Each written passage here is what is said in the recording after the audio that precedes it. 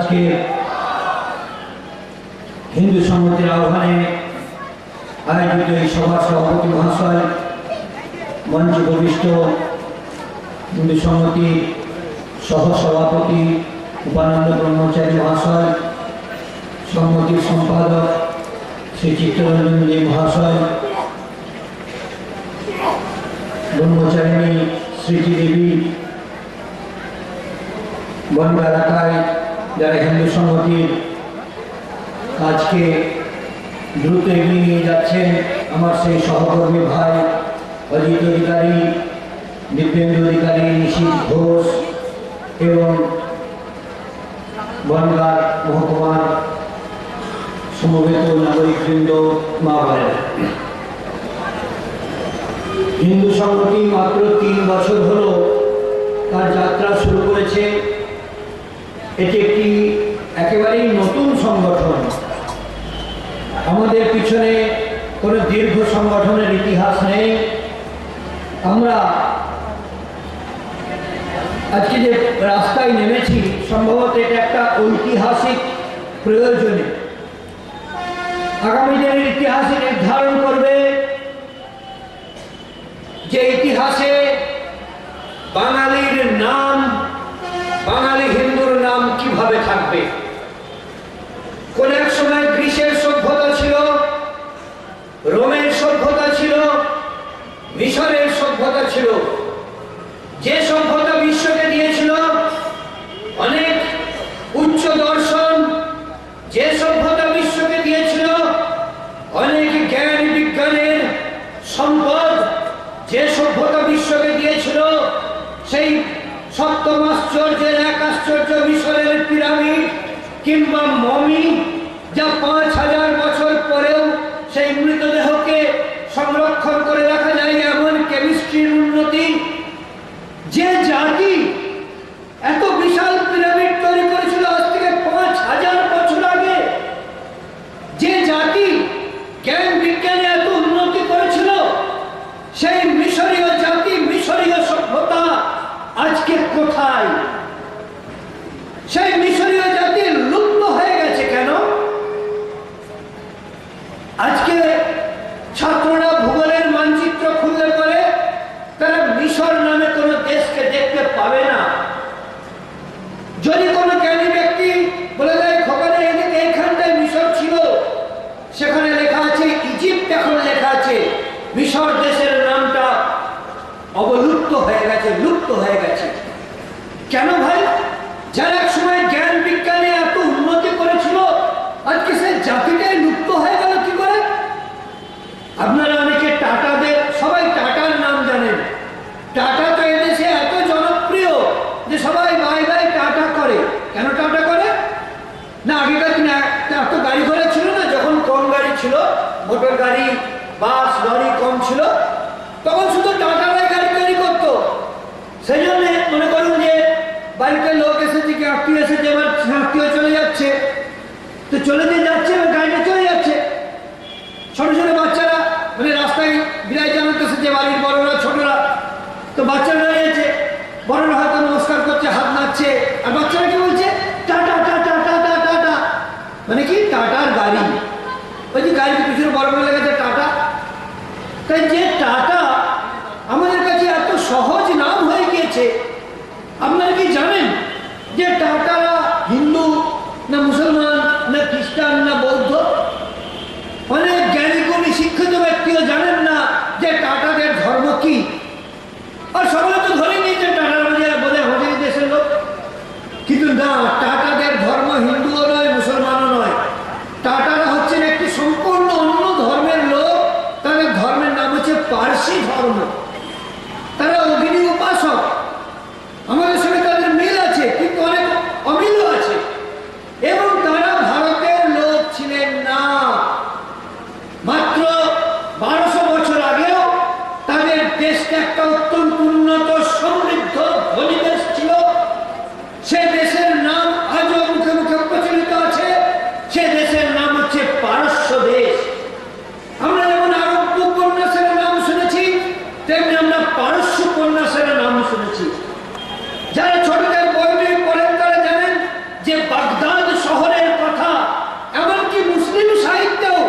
বাগদাদের কথা বড় বড় করে লেখা থাকে। ও বাগদাদ, সেই জন্য এখন আমরা যেমন ওয়াশিংটন, নিউ ইয়র্ক বলি, তেমনি আগে লোকের মতো বাগদাদ, বাগদাদ যাব। এই বাগদাদটা কোথায় ছিল? এখন আছে বাগদাদ শহরটা, কিন্তু সেই পারস্য দেশটা আজকাল ইতিহাসে খুঁজে পাওয়া যাবে, ভূগোলে খুঁজে পাওয়া যাবে না। তার কারণ পারস্য দেশটার নাম পাল্টে হয়ে গিয়েছে ইরান হয়ে গিয়েছে। কেন ভাই আজকে ইরান হলো? কেন কেন পারস্য নামটা লুপ্ত হয়ে গেল, মুছে গেল? তার কারণ হচ্ছে যে ইসলামের যে জয়যাত্রা, ইসলামের যে ধ্বংসযাত্রা শুরু হয়েছিল আজ থেকে 1400 বছর আগে মক্কা মদিনা থেকে, সেই ধ্বংসযাত্রা ওই আলেকজান্দ্রিয়ার সেই সমৃদ্ধ লাইব্রেরিকে ধ্বংস করে দিয়েছে। ইসলামের সেই ধ্বংসযাত্রা মুছে দিয়েছে মিশরের সভ্যতাকে।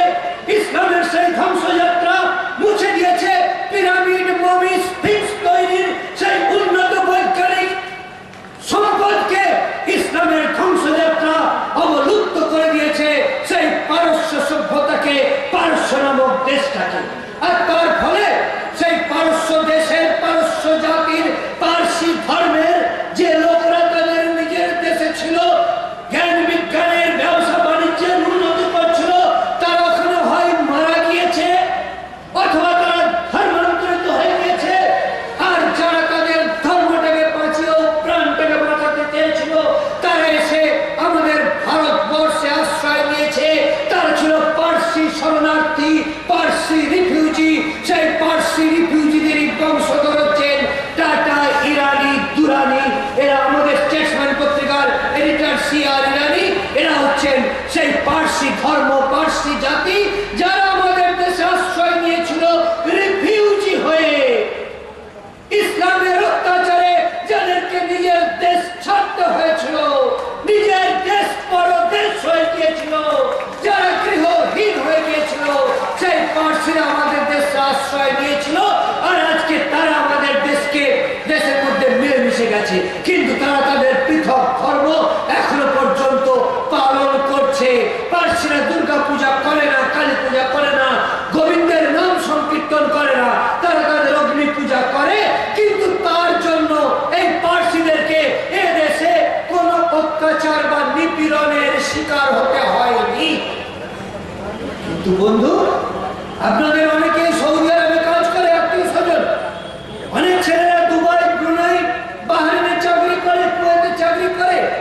একটু খোঁজ নিয়ে দেখুন তো যে দুবাই, ব্রুনাই, বাহরাইন কিংবা সৌদি আরবে কিংবা কুয়েতে কেউ কি আমরা 10টা ইন্ডিয়ান লেবার, ভারতের 10টা লেবার এক জায়গায় কাজ করছে, সন্ধ্যে 6টা পর্যন্ত উদয়াস্ত পরিশ্রম করে, সন্ধ্যাবেলায় যদি তাদের ইচ্ছা হয় একটু আমরা আগুন জ্বালিয়ে বসে একটু হরিনাম সংকীর্তন করবো, একটু রঘুপতি রাঘব রাজারাম করবো, তো সৌদি আরবে সেই অধিকার পাওয়া যাবে কিনা একটু খোঁজ নিয়ে দেখুন তো। আমি জানি আপনাদের এখানকার আর সিংহের আমাদের সুমিরের বাবা, তিনি সৌদি আরবে চাকরি করেন। তারা সেখানে আমাদেরকে একটু সামান্য হরিনাম সংকীর্তন করতে দেবে কিনা জিজ্ঞাসা করুন তো। আপনাকে সোজা ধরে জেলে নিয়ে যাবে। আপনি যদি রাস্তায় একটা ক্যালেন্ডার লাগিয়ে, কৃষ্ণের বা গোবিন্দের ক্যালেন্ডার লাগিয়ে একটু কৃষ্ণ নাম করেন, আপনাকে সোজা জেলে নিয়ে যাবে। আর এদেশে তারাই বলবে যে আমাদের কাছে ভারতের সংবিধান, ভারতের আইন আর ভারতের সুপ্রিম কোর্টের কোন মূল্য নেই। আমাদের কাছে তার থেকে বড় হলো আল্লাহর দেওয়া আইন। আল্লাহর দেওয়া আইনের নাম হচ্ছে শরীয়ত। সেই শরীয়তে আমরা আজান দেব মাইকে করে 5 বার। কোন শরীয়তে লেখা আছে যে মাইকে করে আজান দিতে হয়? কোন কোরআন হাদিসে লেখা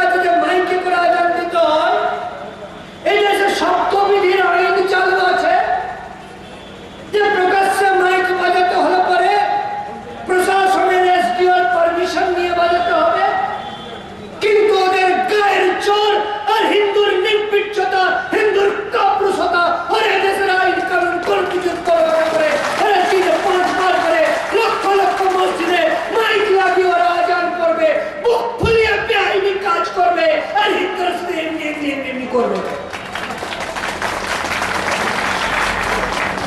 আপনাদের হিন্দু সমাজের মানুষকে আমার ধিক্কার জানাতে ইচ্ছে হয়, শুধু নেতা নেত্রীকে নয়, হিন্দু সমাজের মানুষকে আমার ধিক্কার জানাতে ইচ্ছে হয়। একটা অশিক্ষিত মুসলমান, তাকে জিজ্ঞাসা করুন, একটা অশিক্ষিত মুসলমানকে জিজ্ঞাসা করুন যে ভাই রে প্যালেস্টাইনে কি ব্যাপার রে, দেখবেন একটা অশিক্ষিত মুসলমান বলবে প্যালেস্টাইনি ইহুদিরা আমাদের মুসলমানের উপর অত্যাচার করছে। তাকে জিজ্ঞেস করলেন আরাফাত কে রে, সেই ইয়াসির আরাফাতের নাম জানে, সে ইসরায়েলের নাম জানে। তাকে জিজ্ঞেস করেন জেরুজালেম কি রে, সে বলবে জেরুজালেম ওই ইহুদিরা আমাদের মসজিদ যন্ত্র দখল করে আছে। তাকে জিজ্ঞেস করুন কাশ্মীর কি ব্যাপার রে, দেখুন বলবে একটা অশিক্ষিত মুসলমান বলবে যে কাশ্মীরে ভারতের সেনাবাহিনী গিয়ে আমাদের মুসলমান ভাইদের উপর অত্যাচার চালাচ্ছে। কিন্তু আজকে আপনাদের হিন্দুদেরকে যদি জিজ্ঞাসা করি যে ভাই জানো কাশ্মীরে কি হচ্ছে, কেউ বলতে পারবে না। কাশ্মীর ভারতের অঙ্গ, ভারতের মাথার মুকুট, ভারতের ভূস্বর্গ। যে কাশ্মীরের নাম তৈরি হয়েছে কাশ্যপ মুনির নাম থেকে, যে কাশ্মীরে আজও শঙ্করাচার্যের মন্দির আছে, যে কাশ্মীরে রাবণের মায়ের বাবা দাদু পুলস্ত মুনি যে কাশ্মীরে তপস্যা করতেন, যার থেকে পুঞ্চ নাম এসেছে, যে কাশ্মীরে আমাদের রাজতরঙ্গিনী ইতিহাস উপন্যাস লেখা হয়েছে, কলহন লিখেছেন, যে কাশ্মীর 100% হিন্দু ছিল, আজকে সেই কাশ্মীর থেকে সম্পূর্ণ হিন্দুরা বিতাড়িত। কাশ্মীরের হিন্দু পণ্ডিতদেরকে লাখ মেরে তাড়িয়ে দিয়েছে কে? কংগ্রেস নয়, সিপিএম নয়, মনমোহন সিং নয়, সোনিয়া গান্ধী নয়, রাজনৈতিক চক্রান্তে নয়। কাশ্মীর থেকে সমস্ত হিন্দুকে সেখানকার মুসলমানরা লাখ মেরে তাড়িয়ে দিয়েছে। 1990 সালের জুন মাসে কাশ্মীর উপত্যকা, জম্মু কাশ্মীর প্রদেশের যে কাশ্মীর অংশ, যার মধ্যে 6টা জেলা পড়ে, যে 6টা জেলার মধ্যে একটা জেলার নাম হচ্ছে অনন্তনাগ। অনন্তনাগ, সেই কাশ্মীরে আজকে হিন্দু থাকে না। হিন্দুরা জম্মু, দিল্লি আর চণ্ডীগড়ের রিফিউজি ক্যাম্পে জীবনযাপন করছে। মুসলমানরা তো তাদেরকে লাখ মেরে তাড়িয়ে দিয়েছে, এটা তো খুব নতুন কথা নয়, তার কারণে আপনারাও তো তার ভুক্তভোগী অনেকেই। কিন্তু আমার প্রশ্ন যে একটা মুসলমান সে কাশ্মীরের কথা জানে, একটা মুসলমান সে প্যালেস্টাইনের কথা জানে, সে সাদ্দামের কথা জানে। আপনারা খেয়াল করে দেখেছেন মুসলিম এলাকাতে, গ্রামগুলোতে গিয়ে দেখবেন যে 14-16 বছরের ছেলেদের মধ্যে আপনারা কয়েকটা সাদ্দাম নাম পাবেন। যারা সাদ্দাম নাম রেখেছে, যারা সাদ্দাম নাম রেখেছে, তারা সাদ্দাম ইরাকের যে প্রেসিডেন্ট ছিল এবং ইসলামের মৌলবাদী নেতা, যাকে আমেরিকা ফাঁসি দিয়ে হত্যা করেছে, সেই সাদ্দামের কথা না জেনে বাচ্চার নাম সাদ্দাম রেখেছে না বন্ধু। তারা সাদ্দাম হোসেনের নাম এবং কাহিনী জেনেই তারা নিজের ছেলের নাম সাদ্দাম রেখেছে।